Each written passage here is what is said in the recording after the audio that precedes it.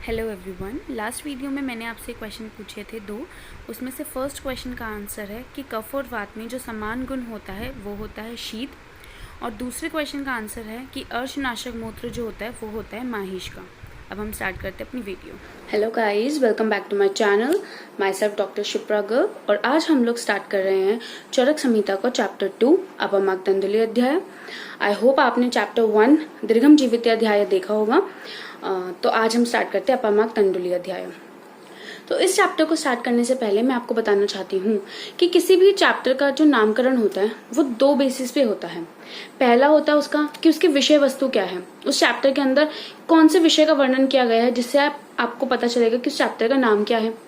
दूसरी चीज कि उस चैप्टर के प्रथम शब्द जो श्लोक का उसका प्रथम शब्द होता है उसी को उठाकर जो है वो चैप्टर का नाम जो है बना देते हैं। तो वैसे ही हमारा चैप्टर है अपमार्ग तंडुलीय अध्याय। इसमें सबसे पहले जो श्लोक है वो हमारा अपमार्ग से स्टार्ट हो रहा है, इसलिए यहाँ पे इस चैप्टर का नाम भी अपमार्ग तंडुल अध्याय दिया गया है। अब हमने दीर्घम जीवित अध्याय जब पढ़ा उसके बाद दीर्घ जीवन की इच्छा तो हमने कर ली, लेकिन दीर्घ जीवन की इच्छा करने के लिए हमें सबसे पहले अपने जो अंग हैं उनको स्वस्थ रखना पड़ता है। तो हमारा सबसे जो उत्तम अंग है वो हमारा होता है सिरह। तो सिरह उत्तम अंगा नाम बोला गया, सिरह प्रदेश को उत्तम अंगा नाम बोला, तो इसलिए हम सबसे पहले यहाँ सिरह प्रदेश की रक्षा करेंगे। इसीलिए सबसे पहले शिरोविरेचन द्रव्य के बारे में इस चैप्टर में बताया है। दूसरी चीज यहाँ पे अपामार्ग शब्द जो है वो अपामार्ग जो शिरोविरेचन में सबसे श्रेष्ठ द्रव्य है अपामार्ग, इसीलिए इसका नाम यहाँ अपामार्ग रखा है। और यहाँ पे टंडुल नाम क्यों रखा है, क्योंकि हमें उसका भूसी रहित चावल लेना है, तो इसलिए यहाँ पे इसका पूरा नाम है अपमार्ग तंडुलीय अध्याय। ये अध्याय स्टार्ट करने से पहले आपको क्या क्या पता होना चाहिए कि शिरोविरेचन का मूल क्या है, यानी कि शिरोविरेचन कहाँ करते हैं, वमन कहाँ करते हैं, विरेचन कहाँ करते हैं, अस्थापन अनुवासन कहाँ करते हैं, क्योंकि इस अध्याय में पंचकर्म का वर्णन है। और कहा भी जाता है कि चरक ने सबसे पहले पंचकर्म शब्द जो है वो इसी अध्याय में यूज किया है। इनका मूल पता होना चाहिए और ये कौन से दोषों को बाहर निकालते हैं ये भी आपको पता होना चाहिए। तो सबसे पहले हम स्टार्ट करते हैं शिरोविरेचन से। तो शिरोविरेचन यद उत्तमम अंगानाम शिरः तदभिधीयते, ऐसा चरक ने सूत्र स्थान 17 के अंतर शिरसि अध्याय में बताया है कि सबसे उत्तम अंग जो है शरीर का वो सिरह होता है। इसलिए हमें सिरह के लिए शिरोविरेचन करना चाहिए, सिरह की रक्षा के लिए शिरोविरेचन करना चाहिए। अब मेरा दूसरा क्वेश्चन है कि सिरह का मूल क्या होता है, क्या होता है, सिर में क्या स्थित होता है जिसकी हमें रक्षा करनी चाहिए। तो ऐसा आप चरक के सिद्धि स्थान अध्याय 9 में पढ़ोगे त्रिमर्म्य में, वहां पे आपको हृदय बस्ती शीर जो हमारे त्रिमर्म है उनके बारे में बताया है। वहां बताया है कि इंद्रिय का अधिष्ठान, इंद्रिय जो होते हैं वो सिर आश्रित होते हैं, वो हमारे सिर के आश्रित होते हैं। और साथ ही वहां पे उन्होंने बताया कि प्राणभव स्रोतस भी शिर आश्रित होते हैं। तो इसका मतलब क्या हुआ कि हमारी इंद्रियां जो होती हैं वो हमारे शिर के अधिष्ठित होती हैं, ठीक है। तो इंद्रियां हमारी शिर अधिष्ठित होती हैं। तो आपने पढ़ा भी है कि हमारा पूरा क्रेनियल नर्व्स जो होती हैं वो हमारी सिर के अधिष्ठित होती हैं। तो वही हमारी इंद्रियां होती हैं, जो हमारे इंद्रियों का जो अर्थ होता है, फिर वो हमारी इंद्रिया जो होती है विभिन्न विभिन्न भाग में विभक्त होती हैं और फिर वहां से इंद्रिया अपना अर्थों को ग्रहण करती हैं। और उस सिर प्रदेश से फिर चक्षु इंद्रिय, घ्राण इंद्रिय, श्रोत्र इंद्रिय, ये अलग अलग इंद्रिया होती है जो वहां से आती है। लेकिन मूलस्थ को क्या होता है इनका, शिर प्रदेश। याद रखना, ये बहुत इंपॉर्टेंट है। ये आपको इस चैप्टर में नहीं बताया, लेकिन ये आपको कहीं ना कहीं इसी चरक में बताया है, और रेफरेंसेस भी चरक के ही हैं, लेकिन वो अलग अलग चैप्टर में अलग अलग तरीके से उन्होंने वर्णित किया है, ठीक है। ये तो था शिरोविरेचन के बारे में। अब हम आते हैं वमन के बारे में। तो वमन कहाँ करते हैं, जब आमाशयगत व्याधि होती है तो हमें वमन करना चाहिए। दूसरा आता है विरेचन कहाँ करते हैं, जब पश्चिमाशयगत व्याधि होती है तो हमें विरेचन करना चाहिए। फिर आता है कि अगर विरेचन पश्चिमान में कर रहे हो तो फिर हमें बस्ती कब देनी चाहिए, तो जब पक्वाशयगत व्याधि होती है तो हमें बस्ती देनी चाहिए। आपको इतना तो पता है कि अगर आपके कोष्ठ में कोई व्याधि है, अमाशय में है या फिर पश्चिमाशय या पक्वाशय में है, तो आप उसको वमन विरेचन और बस्ती से निकाल लोगे। लेकिन शिरोविरेचन क्यों देते हैं, फिर हम शिरोविरेचन देते हैं हमारी इंद्रियों का जो मूलस्थ स्थान है शिर प्रदेश, वहां की शुद्धि के लिए।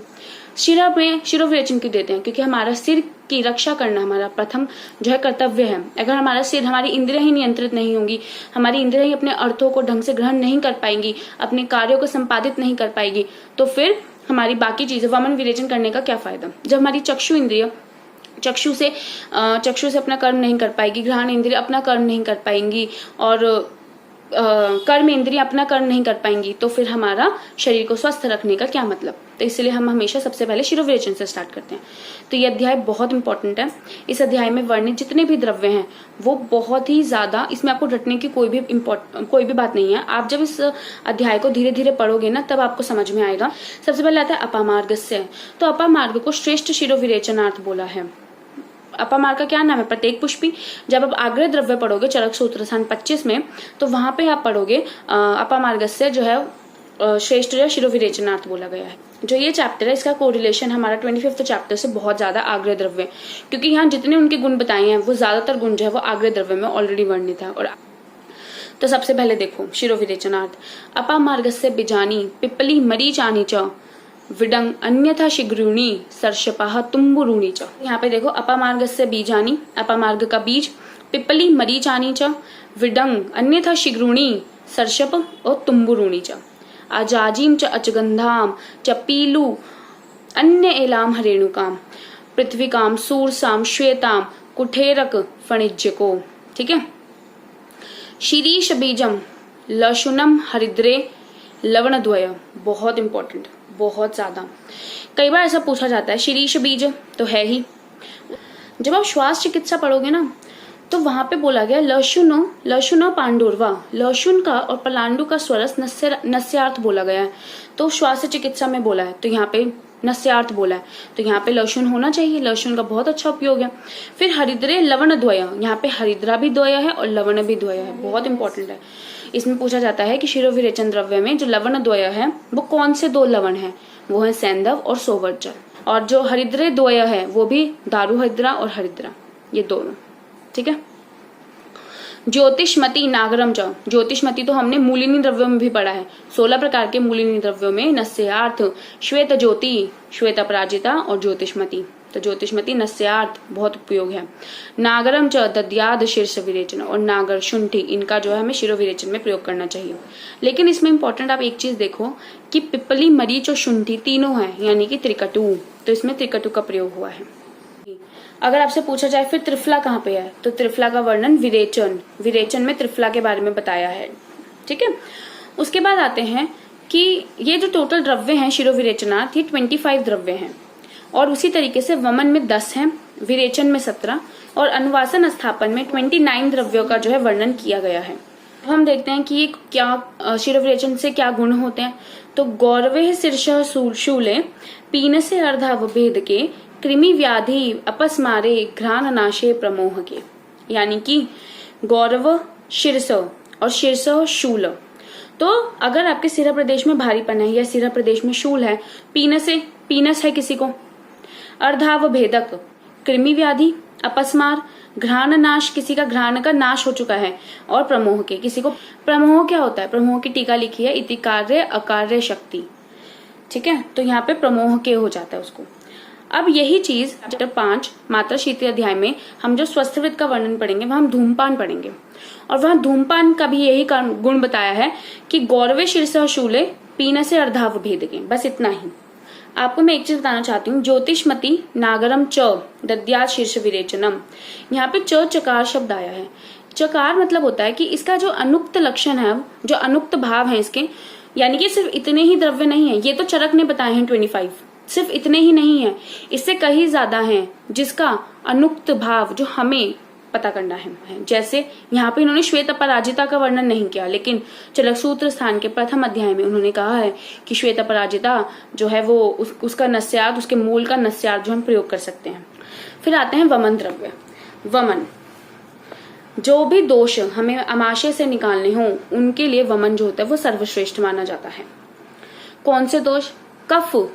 ऐसा कहा जाता है कि वमन के लिए बहु कफ होना चाहिए और विरेचन के लिए अल्प कफ। ठीक है।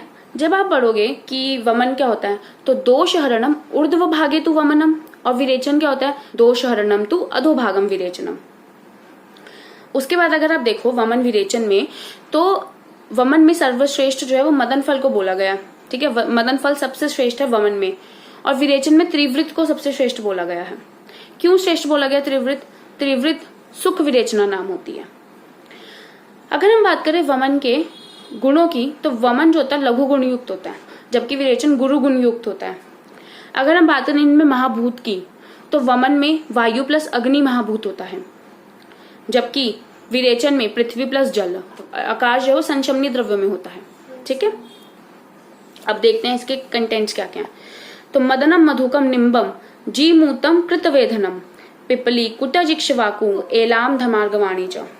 ठीक है, अब मजीदा वाला निमोनिक तो आपको याद ही है, तो वो 6 + 4 टोटल 10 वामक द्रव्य होते हैं, और जो 4 होते हैं उसका निमोनिक है मीठा पाइन। मीठा पाइन, मीठा मतलब मधुक, पाइन से PI मतलब पिपली, N से निम्ब और E से एला। ये निमोनिक याद रखो, बहुत इजी है। ज्वर चिकित्सा अध्याय 3 में ये बताया हुआ है कि कफ प्रधान उत्कृष्टान दोषा नाम आशय स्थितान। इसका मतलब क्या है कि कफ प्रधान, जहां पे भी कफ प्रधान दोषों, उत्कृष्ट दोषों, उत्कृष्टान और दोषा नाम आशय स्थितान, दोष जो है वो अमाशय में स्थित हो, तो वहां पे भी हमें वहां पे वमन जो होता है वो श्रेष्ठ होता है। ठीक है, क्यों? क्योंकि ज्वर में क्यों बताया, ज्वर व्याधि जो है वो अमाशय से उत्पन्न होने वाली है, अमाशय उत्थ व्याधि है। ठीक है, तो उन्होंने वहां पे वमन करने के लिए बोला है, और वहां जब उन्होंने वमन करने के लिए बोला है तो उन्होंने क्या बोला है कि कफ प्रधान में, उत्कृष्ट दोषों में, और जहां पे भी दोष अमाशय में आश्रित हो वहां पे हमें वमन करना चाहिए। वमन वहां पे उनको श्रेष्ठ बोला है। अब उसके बाद आता है कि मदन फल की बीज पिपली प्रयोग करनी चाहिए। यहाँ पे इन्होंने नहीं बताया कि हमें मदन फल का कौन सा अंग प्रयोग करना है, बट ये आपको कल्प स्थान में बताया जाएगा कि मदन फल का बीज पिपली हमें प्रयोग करनी चाहिए। उसके अलावा मदन फल की बीज पिपली कितनी मात्रा में प्रयोग करनी चाहिए, तो अंतर्नख मुष्टि। अंतर्नख मुष्टि मतलब एक आपके मुट्ठी में जितना आ जाए बीज उतना प्रयोग करना चाहिए। सुश्रुत क्या कहते हैं कि अगर आपको मदन फल का बीज प्रयोग करना है तो अंतर्नख मुष्टि करो, लेकिन अगर आपको मदन फल का पुष्प चूर्ण प्रयोग करना है तो उसको एक प्रकुंच यानी कि 1 पल की मात्रा में हमें उसका प्रयोग करना चाहिए। अब आते हैं जीमूतक पे। अब जीमूतक के हमें जीर्ण, शुष्क फल, चूर्ण और पुष्प यानी कि पुष्प और फलों का प्रयोग हमें जीमूतक में करना चाहिए। फिर आते हैं इक्ष्वाकु, तो इक्ष्वाकु में फल, पुष्प और बीज, फल, पुष्प और बीज। फिर धमार्गव, तो फल, फूल और कोमल पत्ते हमें धमार्गव के प्रयोग करने चाहिए। फिर आते हैं वत्सक, इंद्रयव या फिर जिसे हम कलिंगक भी कहते हैं। ठीक है, फिर आता है कृतवेधन का पत्र, फल, मूल, बीज। ये आपको कुछ एक्स्ट्रा पॉइंट्स थे जो वमन से रिलेटेड बताए हैं, बट ये अब उसके बाद इसमें एक निम्ब है, तो निम्ब का प्रयोग हमें कैसे करना चाहिए, तो गंगाधर ने कहा है, गंगाधर जिन्होंने जल्प कल्प तरु टीका लिखी थी, गंगाधर जी, उन्होंने कहा है कि के मत से इसकी छाल का क्वाथ बनाकर हमें वमनात् प्रयोग करना चाहिए। तो निम्ब की छाल लाओ, उसका क्वाथ बनाओ और उसका वमनात् प्रयोग करो। यहाँ पे लिखा हुआ है भीषक देह मधुशयन, यानी कि भीषक को शरीर के वमन द्रव्य का प्रयोग करते समय ध्यान रखना चाहिए कि उसका अतियोग, अयोग और मिथ्या योग ना हो, तो उसको देह में वो किसी भी प्रकार के देह को किसी भी प्रकार से दूषित ना करे। ठीक है, अब आते हैं विरेचन। तो विरेचन द्रव्य होते हैं 17। उसमें से सबसे पहले त्रिवृत का वर्णन है, क्योंकि त्रिवृत जो होती है वो श्रेष्ठ मानी गई है। त्रिवृत मूल सभी विरेचन द्रव्यों में श्रेष्ठ मानी गई है। ठीक है, अब उसके बाद त्रिवृत को आग्रह द्रव्यों में सुख विरेचना नाम बोला है, वहीं आरगवत को मृदु विरेचना नाम और स्नूहिक को तीक्ष्ण विरेचना नाम। ठीक है, अब दूसरी चीज की त्रिवृत 2 टाइप्स की होती है, श्यामा और अरुण। श्यामा त्रिवृत और अरुण त्रिवृत। अरुण, उसमें से सुश्रुत ने अरुण त्रिवृत को जो है श्रेष्ठ माना है विरेचनार्थ। ठीक है, अब अरुण त्रिवृत और श्यामा त्रिवृत में डिफरेंस क्या होता है। अरुण त्रिवृत जो होती है वो सुख विरेचना नाम होती है, जबकि श्यामा जो होती है वो तीक्ष्ण विरेचना नाम होती है। अरुण जो होती है वो मृदु कोष्ठी में यूज की जाती है, जबकि श्यामा जो होती है वो क्रूर कोष्ठी और बहुदोष अगर है तो हम श्यामा त्रिवृत को यूज करते हैं। इनके जो हम क्या यूज करते हैं, इनका पार्ट यूज जो होता है वो होता है इनकी मूल। ठीक है, फिर आता है त्रिफला। त्रिकटु कहाँ था, शिरो विरेचनार्थ। फिर दंती, आपने पढ़ा होगा मूलिनी द्रव्य हमने 16 पढ़े थे, उसमें हमने पढ़ा था श्यामा, दंती, द्रवंती, जिसको दंती को क्या कहते हैं, प्रत्येक श्रेणी। तो दंती और द्रवंती दोनों इसमें प्रयोग किए जाते हैं। दंती का आपने सुना होगा, दंती का बीज होता है जयपाल, जिसे हम कहते हैं जमाल गोटा, विरेचनार्थ प्रयोग किया जाता है कि नहीं। उसके बाद आता है नीलिनी, सप्तलाम वचाम। ठीक है, याद है, सप्तला हमने पढ़ा था मूलिनी विरेचन में, जबकि शंखिनी हमने पढ़ा था फलिनी विरेचनार्थ। तो यहाँ पे सप्तला वचाम। फिर कंपिल्लकम गवाक्षिम च शीरिणी मुदकीरकाम, आरगवद द्राक्षा द्रवंती नीचुलानी च पक्वाशयगत दोषे विरेकार्थ प्रयोज्यते। पक्वाशयगत दोषों में विरेचनार्थ जो है हमें इन सब द्रव्यों का प्रयोग करना चाहिए। तो अब आप कहोगे कि लेकिन आपने तो कहा था कि पक्वाशय में हमें बस्ती करनी चाहिए और पच्यमानाशय में विरेचन, तो यहाँ पे पक्वाशय गते क्यों लिखा है इन्होंने?